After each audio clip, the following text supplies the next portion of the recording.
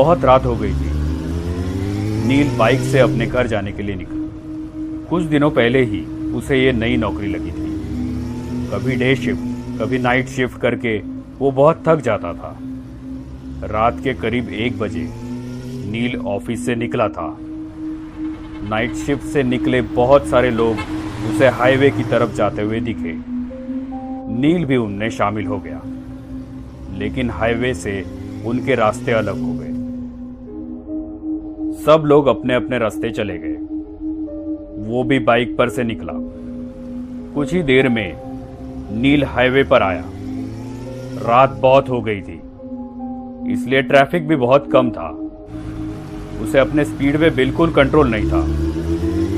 कभी कभार ही उसे सामने से कोई कार आती दिखती थी या फिर ओवरटेक करती थी।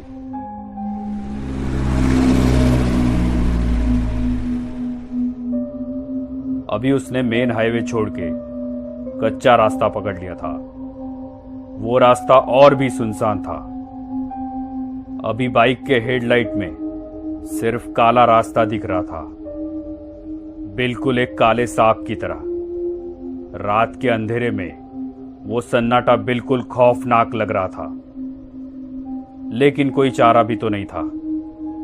नौकरी चाहिए तो शिफ्ट में काम करना ही पड़ता है। वो अपने ही धुन में गाड़ी चला रहा था। रास्ता सुनसान होने के कारण नील रास्ते के बीच से गाड़ी चला रहा था।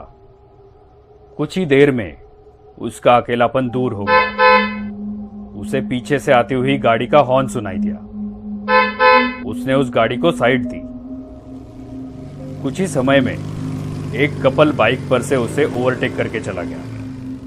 शायद वो पति पत्नी थे।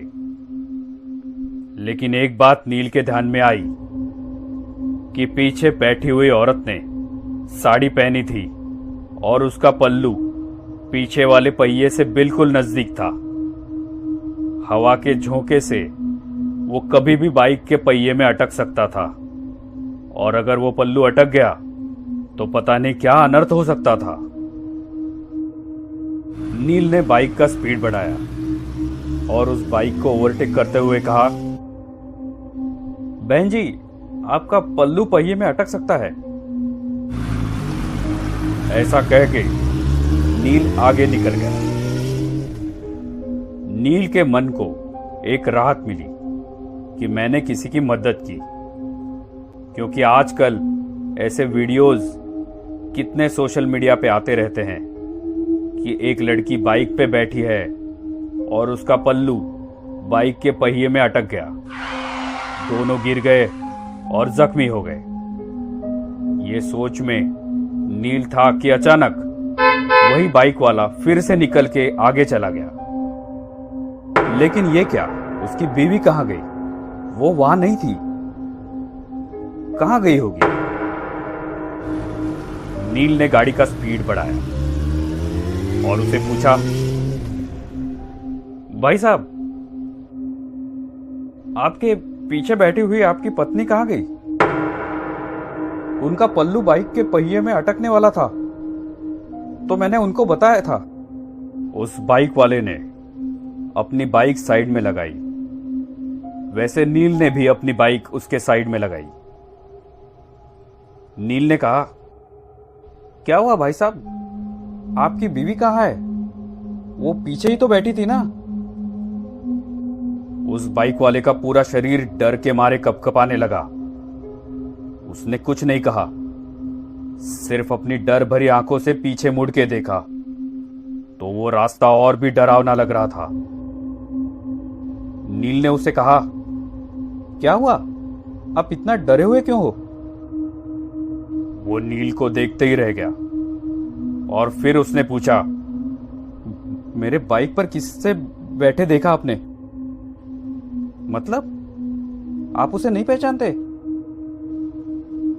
मैं जॉब से घर जा रहा था अकेले, और मैंने किसी को लिफ्ट भी नहीं दी थी।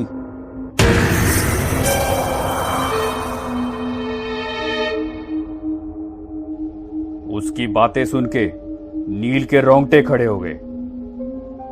दोनों ने एक दूसरे को देखा। और एक साथ पीछे देखा तो उन्हें रात की गहराई में एक धुंधली सी परछाई दिखी। वो देखते ही दोनों की आंखें खौफ से फटी की फटी रह गई। उन दोनों का दिल जोर जोर से धड़कने लगा था कि तभी सामने वाली बाइक ने हॉर्न मारा। दोनों की मानो सांस ही रुक गई। दोनों ने फटाफट बाइक स्टार्ट की और तेज रफ्तार से अपने घर की ओर बढ़ने लगे। नील घर पहुंचा तो रात के 2 बजे थे। वो अपने बिस्तर पे लेटा, लेकिन उसे नींद नहीं आ रही थी। अपने पूरे करियर में उसने ये चीज पहली बार ही देखी थी। रह रह के उसके मन में एक ही ख्याल आ रहा था, क्या मैंने जो देखा वो सच था? कितनी बार वो वही रास्ते से गुजरा था, लेकिन आज तक उसे ऐसा खौफनाक अनुभव नहीं हुआ था। बाइक पे बैठी वो औरत, उसकी लाल साड़ी, कैसे मुमकिन है ये? लेकिन ये अनुभव एकदम असली था। उसे तो अब अपने खिड़की के पर्दे भी उस लाल साड़ी वाली औरत के पल्लू जैसे दिख रहे थे। ऐसे लग रहा था कि बार बार कोई उसका नाम पुकार रहा है। उसे तो अब खिड़की की ओर देखने के लिए भी डर लग रहा था। जब भी वो पर्दा हिलता, बस उसे वही सब याद आता। वो उठा और उसने खिड़की बंद कर दी। जैसे ही वो मुड़ा,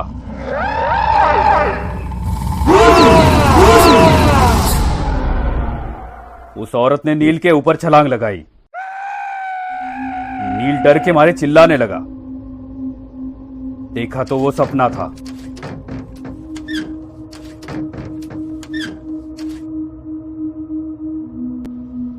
नील ने सोचा, मैं कुछ ज्यादा ही सोच रहा हूं, और सो गया। नील 2 दिन काम पे भी नहीं गया, लेकिन ऐसा वो कितने दिन तक करने वाला था। तीसरे दिन वो काम पे चला गया, लेकिन उसका ध्यान काम में नहीं था। बार बार वो घड़ी देख रहा था। 12:30 बज गए। शिफ्ट खत्म हो गई। वो अपने बाइक पे बैठा, लेकिन उसके पैर कांपने लगे थे।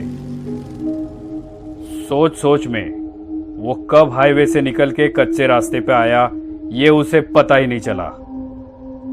अब उसे ज्यादा डर लगने लगा था। उसे सब याद आने लगा कि पीछे से एक गाड़ी का हॉर्न सुनाई दिया। नील के रोंगटे खड़े हुए। क्या वो औरत फिर से उस आदमी के पीछे बैठी हुई होगी? क्या वो मुझे फिर से दिखेगी? सिर्फ उसे उसके हार्ट बीट सुनाई दे रहे थे। शरीर पूरा पसीना पसीना हो गया था। दूसरी बाइक आगे जाने की कोशिश करने लगी। नील ने सोचा, मैं उसके पीछे देखूंगा ही नहीं। लेकिन आखिर उसने पीछे देख ही लिया, तो उसके पीछे कोई नहीं था। नील ने एक राहत भरी सांस ली। उसकी जान में जान आ गई। कलेजे का डर अब खत्म हो गया था। नील ने बाइक वाले की ओर देखा और थोड़ा स्माइल किया,